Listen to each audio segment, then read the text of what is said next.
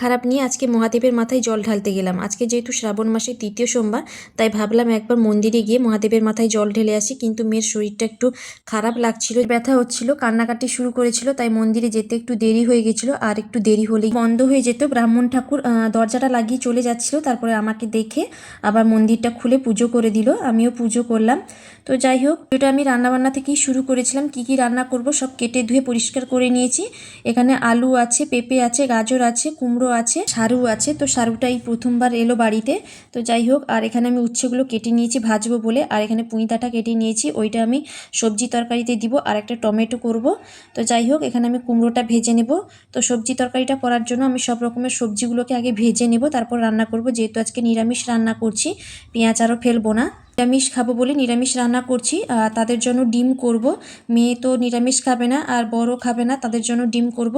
এই যে সবজিগুলোকে ভেজে আমি এখন টমেটো বসিয়ে দিয়েছি, উচ্ছেগুলোকেও ভেজে নিয়েছি। এই যে টমেটোটা আমি সর্ষে বাটা আর কাঁচা লঙ্কা দিয়ে করি, আর পেঁয়াজ যেদিন পড়ে সেদিন পেঁয়াজ দিয়ে করি, খুব ভালো লাগে খেতে। যারা যারা করনি অবশ্যই একবার করবে। আমি আর মেয়ে খুব খেতে ভালোবাসি। আর এখানে ওই সবজি তরকারিতে বাদাম দেবো বলে কিছুটা বাদাম ভেজে নিলাম। তারপর সবজিগুলোকে হালকা ভেজে এখন আমি আদা বাটা দিয়ে দিলাম। তারপর ভালো করে আদাটাকে কষিয়ে নেব। তরকারিতে আমি আদা বাটা দেবো আর টমেটো পেস্ট দিব। আর আমি ওই যে চাল মগজ আর বাদাম কিছুটা বেটে রেখেছি, তো সেটা দিব। এখন টমেটো পেস্টটা দিয়ে দিলাম। তারপরে ভালো করে সবজির সঙ্গে মশলাগুলোকেও কষিয়ে নেব ভালোভাবে। আচ্ছা, এইভাবে কে কী সবজি রান্না করো অবশ্যই কমেন্ট করে জানাবে। আজকে যেহেতু নিরামিষ, তাই এইভাবে রান্না করছি। তো আমি সবজিগুলোকে সব দিয়ে ভালোভাবে কষিয়ে নিব। তারপরে এখন আমি দিয়ে দিব ওই কাজু বাদাম আর ওই চাল মগজ বেটে রেখেছিলাম, ওইটা দিয়ে দিব। তারপরে কিছুক্ষণ নাড়াচাড়া করে কষিয়ে নেব, তারপর সবজি রান্নাটা হয়ে যাবে। সকালটা খুবই তাড়াহুড়ো দিয়ে শুরু করেছিলাম, যেহেতু মন্দিরে যাব, বাড়িতে পুজো করব, তার উপরে তো মেয়ে আছে, ওকে খাওয়ানো আছে।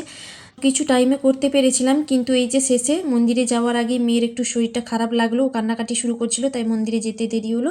তো এখানে আমি উচ্ছেটা ভেজে নিয়েছি আর টমেটো করে নিয়েছি। তারপর সবজি রান্না করে আমি চান করে এই যে পুজো দিতে চলে এসেছি, পুজো করে নিয়েছি। তো এটা আমি ঘরে ঠাকুরের কাছে পুজো করে নিলাম। তারপরে একটু মন্দিরে যাব ভাবছি। কারা কারা আজকে মহাদেবের মাথায় জল ঢাললে অবশ্যই কমেন্ট করে জানাবে।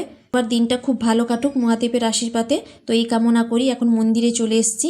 তো মহাদেবের কাছে আমার পুজো দেওয়া হয়ে গেছে। তো আমার পরে আরেকজন এসেছিলেন, তো পুজো করছে। আর আমি যখন যাই তখন তো ব্রাহ্মণ ঠাকুর দরজা বন্ধ করে চলে যাচ্ছিলেন, আমাকে দেখে এলেন। সেই জন্য কিন্তু মন্দিরটা খুবই ফাঁকা ছিল, ভালোভাবে পুজো দিতে পারলাম। একটু ভালো ছিল না, যেহেতু মেয়ের শরীরটা ভালো লাগছিল না, ও কান্নাকাটি একটু একটু করছিল, তাই একটু ভালো লাগছিল না। মাও আছেন, তো কালী মায়ের দর্শন করলাম, তোমাদেরকেও দর্শন করার সুযোগ করে দিলাম।